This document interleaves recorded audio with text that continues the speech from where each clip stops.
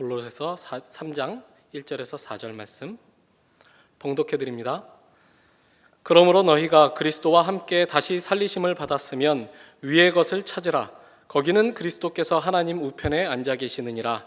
위의 것을 생각하고 땅의 것을 생각하지 말라. 이는 너희가 죽었고 너희 생명이 그리스도와 함께 하나님 안에 감추어졌음이라. 우리 생명이신 그리스도께서 나타나실 그때에 너희도 그와 함께 영광 중에 나타나리라. 바울 서신이 전형적으로 취하고 있는 구조에 따라 오늘 골로새서 3장도 권면의 말씀이 시작되고 있습니다. 1절에 보면 위의 것을 찾으라 라고 되어 있고, 또 2절에 보면 위의 것을 생각하고 땅의 것을 생각하지 말라 라고 되어 있죠. 명령형으로 되어 있습니다. 이 말씀이 어떻게 들리십니까? 살기도 바쁘고 벅찬데 또 교회 오니 이런 것도 또 하라고 하는구나 같이 들리십니까? 사실 우리에게는 많은 명령형으로 이제 듣게 되는 말들이 있죠. 내일 1교시 시험이 있으니 공부 열심히 해라 라는 말도 있고, 또 월요일 10시까지 보고서 내십시오 라는 상사의 말도 있고, 우리에게는 많은 명령문들이 우리에게 있습니다. 이 말도 그런 말일까 생각을 해보게 되는데 그렇진 않은 것 같습니다. 우리가 많이 듣게 되는 명령문들, 아마도 그 명령문들은 무언가 과제를 주고 우리에게 해야 될 임무나 과업을 주고 그것을 토대로 평가를 하겠다는 말들일 텐데, 성경의 이 이야기는 그래 보이지 않습니다. 왜냐하면 1절에 이런 조건문이 달려있기 때문이죠. 너희가 그리스도와 함께 다시 살리심을 받았으면 위의 것을 찾으라, 이렇게 얘기합니다. 그러니까 살리심을 안 받은 사람에게는 하지 않는 말이라는 거죠. 그러니까 이 권면은 어떤 근거가 있어서 지금 시작하는 말이라는 것을 우리가 여기서 확인할 수 있습니다. 뭔가 보장하는 것이 있기 때문에 이렇게 얘기를 건다는 것이죠. 1절에서 보았던 것처럼 이 권면을 받을 수 있는 사람이 누구인가를 전제하고 있습니다. 대체 어떤 사람들에게 사도는 이 권면의 말을 하고 있는 것인가?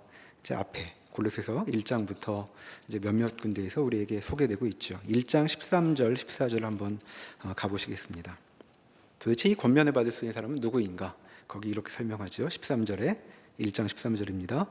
그가 우리를 흑암의 권세에서 건져내사 그의 사랑의 아들의 나라로 옮기셨으니 그 아들 안에서 우리가 속량 곧 죄사함을 얻었도다 라고 되어 있죠. 14절 많이 듣던 얘기입니다. 이 권면을 받고 있는 사람들 구원받은 사람들이고, 성경은 그들이 속량을 받았다고 얘기하기도 하고, 속량은 값을 주고 양인으로 만들다 이런 말이죠. 우리말로 바꿔 보면 그리고 그걸 죄사함이라고 부르기도 합니다. 속량, 죄사함, 구원이라는 말인데 그 말에는 이제 깊은 의미가 담겨 있을 텐데, 특히 13절은 이런 식으로 그 표현을 달리 얘기하고 있습니다. 속량되었다는 것이 무슨 말이냐?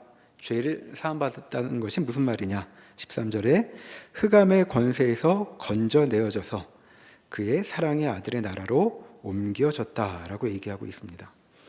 간단히 말하면 속한 곳이 달라졌다는 이야기죠. 이전에 속하여 있던 곳과 이제 속한 곳이 달라졌다는 얘기입니다. 그리고 이 점은 특히 이 권면을 받아야 되는 사람들이 꼭 기억해야 하는 중요한 점이라고 말할 수 있겠죠. 만약 우리가 흑암의 권세에 그대로 머물러 있었다면 뒤의 권면은 우리에게 주어지지 않았을 것입니다. 여전히 흑암의 권세에 머물러 있었다면 우리는 위의 것을 생각할 필요가 없죠. 그냥 땅의 것만 생각하고 살면 됩니다. 어떠십니까? 땅의 것만 생각하고 사는 게 짐이 적어 보이십니까? 아니면 위의 것을 생각하라고 하시는 게 좀 더 나아 보이십니까? 지금 그렇게 이야기를 하고 있는 중입니다. 자, 한번 돌아보시죠. 우리는 지난 한 주간 동안 무엇을 생각하며 한 주간을 보냈을까요? 무엇을 생각하셨습니까? 그리고 내가 생각했던 그것들은 위의 것에 어울리는 것으로 생각되십니까? 아니면 땅의 것으로 요약될 만한 것이었습니까? 만약 우리가 흑암의 권세에 여전히 머물러 있었다면 우리는 땅의 것만 생각하면 됐을 것이고, 아니, 그래서 편한 것이 아니라 땅의 것만 생각하다가 죽었을 것입니다. 그러니까 오늘 권면의 말씀은 이제 이런 우리에게 말을 걸고 있는 것이죠. 그 생각만 하다가, 그렇게 땅의 것만 생각하다가 죽을 것이냐, 이렇게 묻고 있는 것입니다. 자, 이맘때 청년 일부는 시험 생각하다가 12월을 다 보내셨을 겁니다. 그리고 직장 다니시는 청년들은 연말이 되면 또 밀렸던 것들이 있어서 그거에 밀려서 지내기도 했을 것이고, 또 그도저도 아닌 분들은 나이만 먹고 있구나 때문에 또 연말이 가볍지 않았겠죠. 오늘 본문이 묻습니다. 그래, 그렇게 생각하다가 끝내 죽을 것이냐라고 묻고 있는 것이죠. 우리는 아마 이렇게 대답할 것 같습니다. 해결만 된다면, 지금 내 마음을 누르고 있는 그 문제가 해결되기만 한다면 저도 위의 것을 생각해 볼 수 있을 것 같습니다. 이게 이제 우리의 심정일 수 있겠습니다. 자, 이렇게 대답하려고 하는 우리에게 성경은 다시 이렇게 묻습니다. 만약 그렇다면 내가 그렇게 짐으로 여기고 있는 그 문제가 해결되지 않는다면 그러면 그 생각만 하다가 끝낼 것이냐라고 성경은 우리에게 다시 묻고 있는 것입니다. 성경은 위의 것을 생각하라고 우리에게 권면하고 있는 이 말씀을 비추어 볼 때 성경은 우리에게 이렇게 얘기하는 것이죠. 내가 짐으로 여기고 있는 그 문제들, 너희가 신음하고 있는 그 문제, 해결되기를 바라는 그 문제가 해결이 되든 아니면 해결되지 않든 너희는 위의 것을 생각하며 살 수 있다라고 얘기하는 것입니다. 해결이 되든 안 되든 거기에 매여서 더 이상 머물 필요가 없다라는 것이죠. 그러니 지금 성경이 우리에게 해주고 있는 얘기는 이제는 너희는 흑암의 권세에서 풀려났으니 너희는 그런 족쇄로부터 풀림받은 인생이다라고 얘기하고 있는 것입니다. 사람들은 이 문제만 해결되면 그 다음에 더 좋고 더 가슴을 채울 만한 일들을 할 수 있을 것이라고 기대하죠. 또 그렇게 생각하는 사람들 속에 살고 있는 우리들도 비슷하게 생각합니다. 지금 그 문제가 해결된다면, 이 소원만 해결되고 난다면 그 다음에 더 고귀하고 더 의미 있고 더 깊은 그런 데로 나아갈 텐데라고 생각하죠. 그래서 지금 이 문제가 해결되기를 바라며 하나님 앞에 기도하기도 하고 또 마음을 많이 쓰며 그 문제와 씨름하기도 합니다. 그런데 성경은 우리에게 이렇게 얘기합니다. 그 문제가 해결되는지 안 되는지 같은 것은 사소한 일이다라고 얘기하고 있습니다. 그 문제가 해결된다고 내 인생이 풀리는 것 아니고 해결되지 않는다고 끝난 인생 아니다. 이제 너희는 그런 족쇄로부터 풀려나서 위의 것을 바라볼 수 있게 되었다라고 얘기하고 있는 것이죠. 자, 이와 같은 점을 2장에 가보시면 좀 더 설명해 주고 있습니다. 과연 흑암의 권세로부터 건져냄을 받았다는 것은 무엇인가? 2장 13절부터 15절을 한번 보시겠습니다. 13절부터 제가 읽습니다. 또 범죄와 육체의 무할례로 죽었던 너희를 하나님이 그와 함께 살리시고 우리의 모든 죄를 사하시고 우리를 거스르고 불리하게 하는 법조문으로 쓴 증서를 지우시고 제하여 버리사 십자가에 못 박으시고 통치자들과 권세들을 무력화하여 드러내어 구경거리로 삼으시고 십자가로 그들을 이기셨느니라. 자, 13절에 너희를 살리셨다라고 얘기하죠. 자, 3장 1절에 나왔던 말이 그대로 반복되는 것입니다. 그리고 앞에 나왔던 것처럼 흑암의 권세에서 건져내어 아들의 나라로 옮겨진 것, 그리고 죄사함을 받았다고 여기 얘기하고 있죠. 자, 그것이 무슨 일인가? 자, 어떻게 그런 일이 가능했는가? 14절과 15절이 우리에게 얘기하고 있습니다. 어떻게 우리가 생명으로 살리심을 받았다는 말인가? 14절에 보면 우리를 거스르고 불리하게 하는 법조문으로 쓴 증서를 지우셨다. 없애버리셔서 십자가에 못 박으셨다라고 얘기하고 있습니다. 자, 우리에게 불리한 채무증서가 있었다는 것이죠. 그런데 그 채무증서를 없애셨다고 얘기하는 것입니다. 15절에 나오는 통치자들과 권세들이란 우리에게 채권자라고 스스로를 주장하고 있는 권세들을 말합니다. 자, 우리를 보며 내가 받을 것이 있다라고 하는 자들을 얘기하는 것이죠. 이 통치자들과 권세들은 눈에 보이는 세력일 수도 있고 보이지 않는 세력일 수도 있습니다. 그런데 그렇게 우리에게 채권자라고 주장하는 자들에게 하나님께서 어떻게 하셨는가? 무력화하여 드러내어 구경거리로 삼으셨다라고 얘기하고 있습니다. 자, 이렇게 하셨다는 거죠. 너희 다 나와, 이렇게 얘기하셨다는 겁니다. 자, 왜 불러내셨을까요? 무릎 꿇리시려고. 그것이 무력화시키셨다는 것이죠.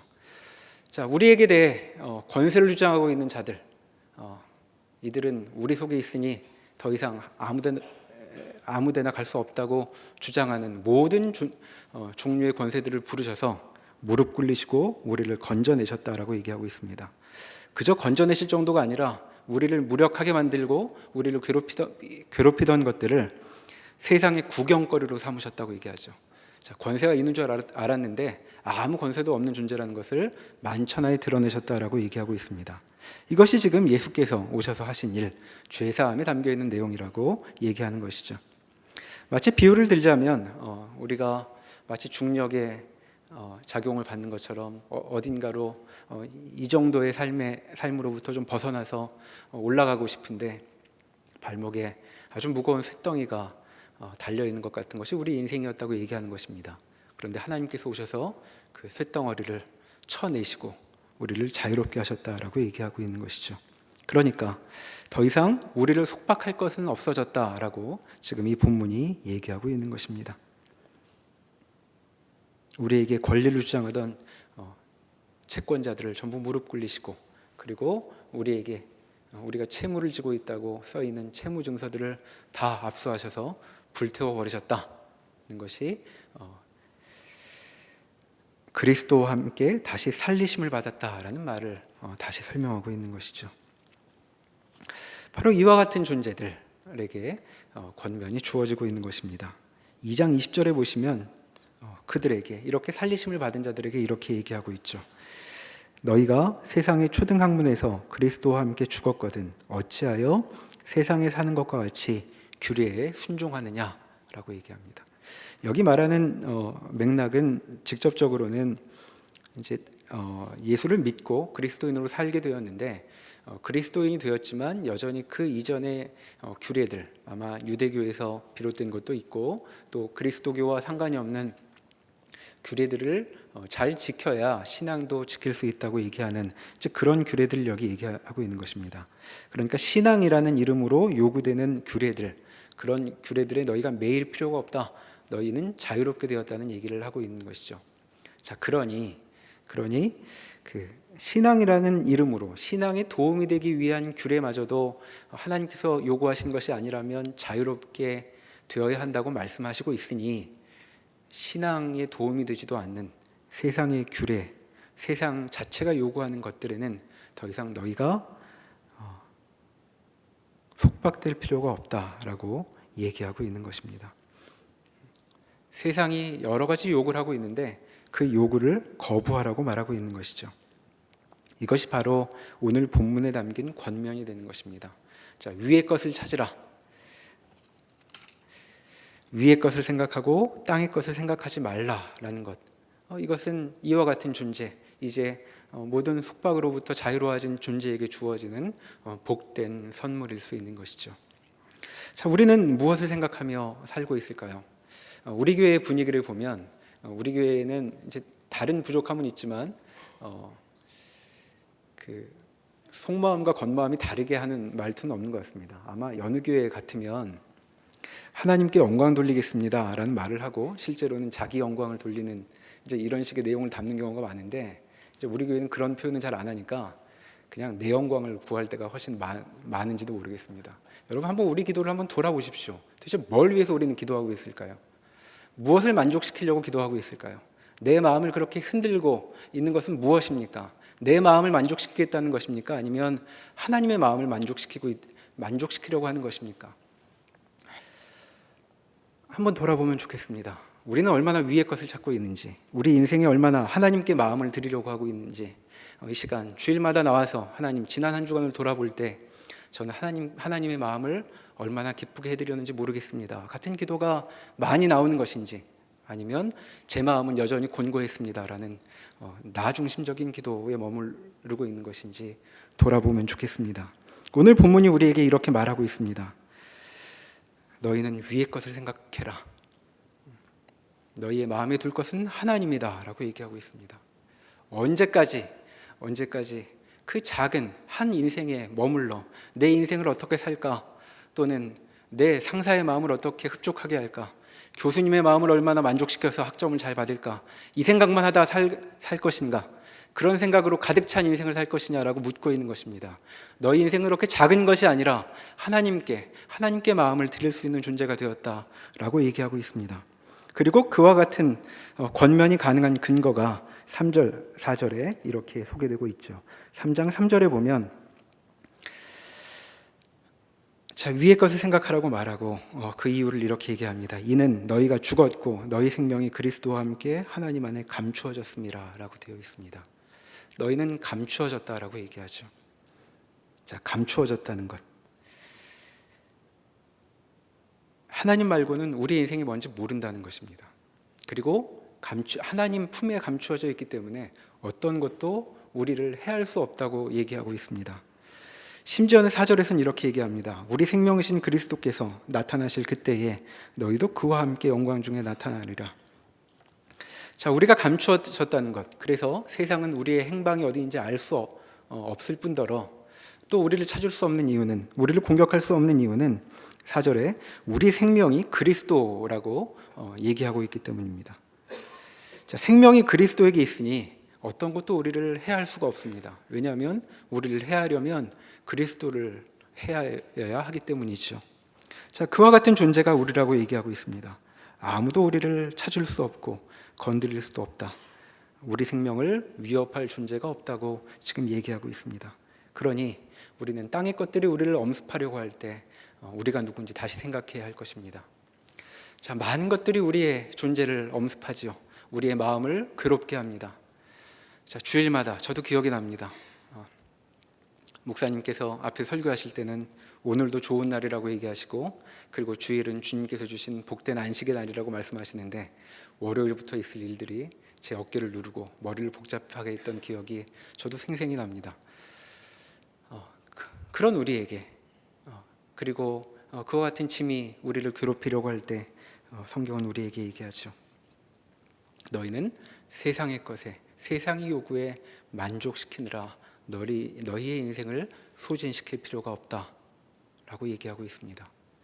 너희가 마음에 둘 것은 그렇게 사소한 것들이 아니라 하나님, 이 우주를 창조하신 그분에게 있다라고 얘기하고 있죠. 그러니 우리 앞에 갖가지 요구를 하고 또 우리를 위협하는 세상의 외침, 넌 그렇게 살다가 어떡하겠느냐 라는 그 무서운 경고들, 그리고 이 나이에도 그 나이에도 뭐 하고 있는 거냐라는 그 짐들 앞에 우리는 대답할 수 있어야 할 것입니다. 자, 우리는 이렇게 고백할 수 있을 것이죠. 나는 너희가 중요하다고 여기는 것을, 그 중요하다고 여기는 주장에 동의하지 않는다. 나는 그런 식으로 살지 않을 것이다. 내게 있는 생명은 그런 식으로 꼽힐 것이 아니다 라고 우리가 대답해야 할 것입니다. 내게 주어진 인생, 내 인생이라고 말할 수 있는 것보다 큰 것이기 때문에 그렇게 작은 요구, 그렇게 별것 아닌 것 가지고 만족하다고 말할 수 없다. 그래서 나는 위의 것을 볼 것이다 라고 말할 수 있는 것이 그리스도인인 것입니다. 오늘 성찬을 하기 위해 함께 모였습니다. 자, 성찬에 이와 같은 우리가 누구인가에 대한 고백이 들어있는 것입니다. 자, 우리에게 주어져 있는 생명, 우리 것 같지만 우리 것 아니라고 오늘 본문이 이야기하고 있습니다. 우리의 생명은 예수 그리스도이십니다. 우리의 생명이신 그리스도께서 우리를 먹여 주시는 동안 우리는 살 것입니다. 그리고 그분이 우리를 먹이시는 것을 눈에 보이게 경험하는 시간이 바로 성찬식인 것이죠. 그래서 오늘 우리가 우리에게 생명을 주시는 그리스도께 생명을 받는 것을 실감해보는 시간을 갖도록 하겠습니다. 이 성찬을 받으며 우리는 우리가 누구인지 다시 떠올려야 할 것입니다. 두 가지 일이 이 안에 있게 되지요. 자, 성찬식을 통하여 하나님께서 우리에게 말씀하십니다. 너희에게 주어져 있는 생명은 내가 책임진다. 내가 돌려받기 전까지 너희는 이 땅에 살 것이다. 내가 먹이는 것과 입히는 것과 내가 주는 것들로 너희는 풍성하게 살 수 있을 것이다 라고 오늘 성찬을 주시며 우리에게 다시 한번 선언하고 계십니다. 그 성찬을 받으며 우리는 고백합니다. 맞습니다. 하나님, 우리 생명은 이 세상에 속하여 있지 않습니다. 우리는 하나님께서 주시는 것으로 사는 인생입니다. 세상에 누가 우리 인생을 쥐고 흔든다고 주장한다고 할지라도 우리 인생이 하나님 앞에 감추어져 있고 그리고 우리의 생명은 그리스도 자신에게 있음을 우리는 고백합니다. 이 고백으로 우리 성찬에 참여하시고 주께서 주시는 살과 피를 받으시면 좋겠습니다. 이렇게 응답하게 될 때 우리가 속한 삶은 그저 사람들이 생각하는 것과 같은 그 정도의 성공과 실패로 설명될 수 있는 인생이 아니라 하나님의 뜻이 이루어지는, 하나님의 역사가 이루어지는 현장이 될 것이라는 것을 실감하게 될 것입니다. 그와 같은 마음으로 성찬에 참여하시고 우리가 누구인지 다시 확인하는 복된 시간이 되면 좋겠습니다. 기도하시겠습니다. 하나님께서 우리를 구원하셔서 우리를 흑암의 권세로부터 불러내시고 하나님의 아들의 나라로 초청하셨습니다. 그리고 그런 땅에 살고 있는 사람이기에 위의 것을 찾으라고, 그것들을 생각하고 살라고 말씀하고 계십니다. 오늘 성찬을 받으며 우리가 누구인지 생각해 보겠습니다. 우리의 생명이 어디 있으며 우리가 어떤 힘으로 살아가는 것인지 이 시간을 통하여 더 깊이 확인하고 하나님 앞에 우리의 마음을 드리는 하나님의 백성들 되게 하여 주시옵소서. 예수님의 이름으로 기도합니다. 아멘.